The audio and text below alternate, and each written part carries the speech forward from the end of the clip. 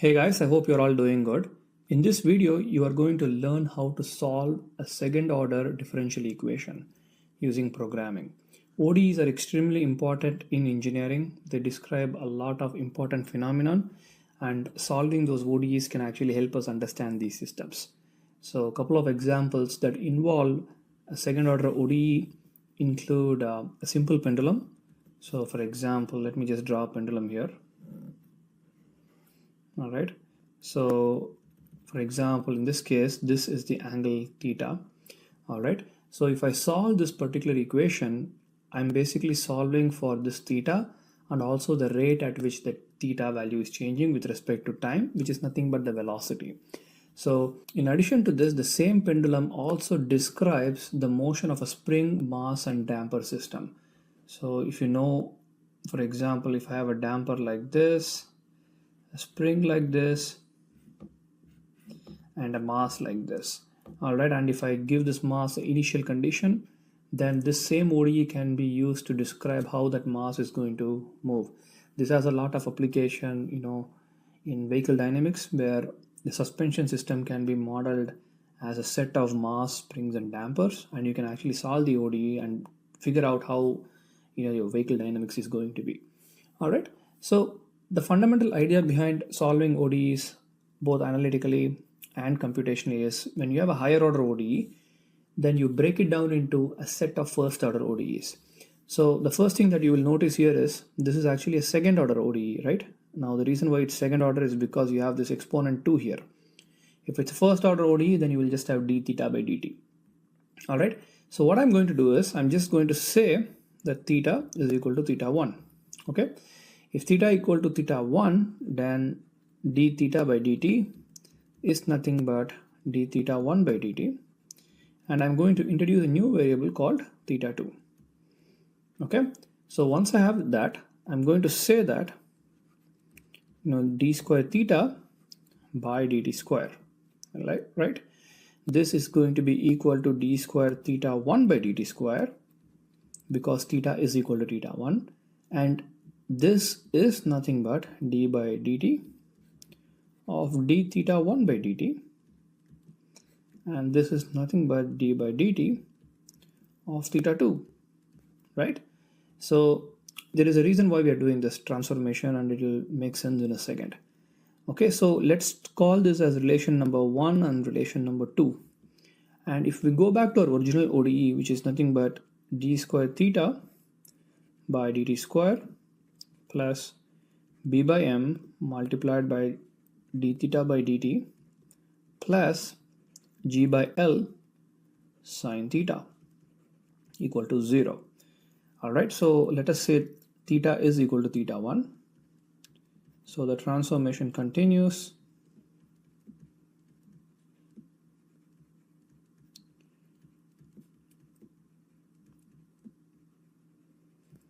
All right, so now what I can do is, instead of d square theta 1 by dt square, I can say d theta 2 by dt plus b by m. D theta 1 by dt is nothing but theta 2. Again, this is from equation number 1, plus g by L sine theta 1 equal to 0. So in other words, to solve this original second order ODE, what I've done is I've created two ODEs.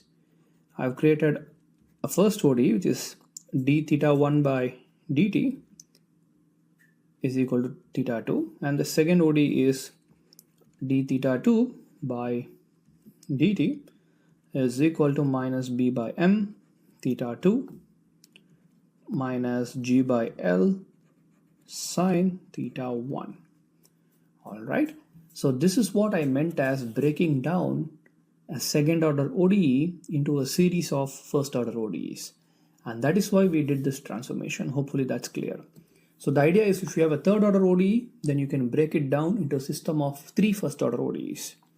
Okay, so then what we are going to do is we are going to say that d by dt of theta 1 and theta 2, we are just writing that in so we are just writing the equations down in matrix form, and this is going to be equal to theta 2 in the first case minus b by m theta 2 minus g by L sine theta.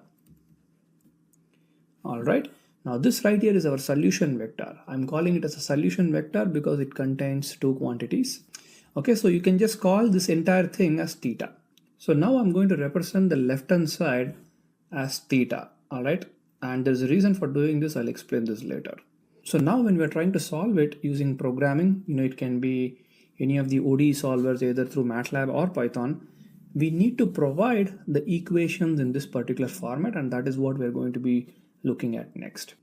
Okay, all right, so we are going to start programming this in Matlab. As you can see, I already have the program here. So I'm just going to explain this. Most of the commands should be quite familiar to you, and take a look at it and then work on the assignment problem that has been provided on the leaderboard interface. All right, so I'm starting with clear all, close all CLC. Hopefully at this point you know what these commands do. And then I'm defining my inputs. So B is the damping coefficient, G is gravity, L is the length of the pendulum, and M is the mass. All right, and then I define the initial conditions. Now remember, we are solving a ODE system, right? And there are two first order ODEs, one for velocity and another for displacement, correct? So when you solve the first ODE, you need to provide initial conditions for the displacement. So here we are saying that the initial displacement of the pendulum is 0 and the initial velocity is 5 meter per second. And then we are going to be integrating the ODE system to obtain a solution, and for which we need to define the value for time. So I'm saying that T span is my time array. It goes from 0 to 10 seconds with 500 values in between. All right. So then what we have to do is we have to call our ODE function. So here the syntax is a bit hard to digest, but let me try my best to explain it. So ODE 45 is an inbuilt solver in Matlab. So we first type that name, and then in general, our ODE, right, we are basically saying that its main inputs are T and theta. There's a bunch of other constants, but theta and T are the dependent and independent variables of our ODE system.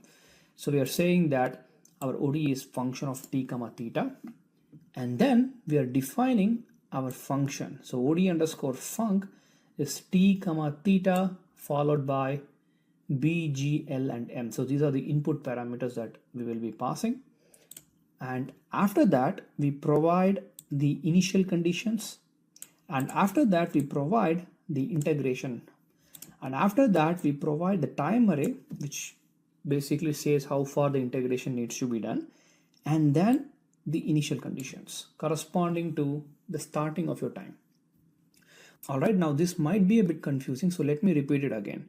So here you first define your ODE is a function of T and theta, and then you basically say how your ODE function is defined. All right, so ODE underscore FUNC, what is that? Well, that's nothing but a separate MATLAB program that we have written. See that? It's called as ODE underscore func. So the same name is given, and its input arguments are T, the time, theta, B, G, L, and M. So you can see that that's exactly what I have here. So this is nothing but our ODE function definition. All right. And then inside that, what I'm doing is I'm defining theta 1 and theta 2. So if you remember, theta is our solution array, right? So when we did the derivation, I basically clubbed theta 1 and theta 2 into a variable called theta. So the first value, theta of 1, is going to be theta 1, and theta of 2 is going to be theta 2, which is what I've defined in the first two statements. And then we are defining our first ODE. So for example, line number 6 is our first ODE, where we are saying d theta 1 underscore dt, or which is nothing but d theta 1 by dt is theta 2.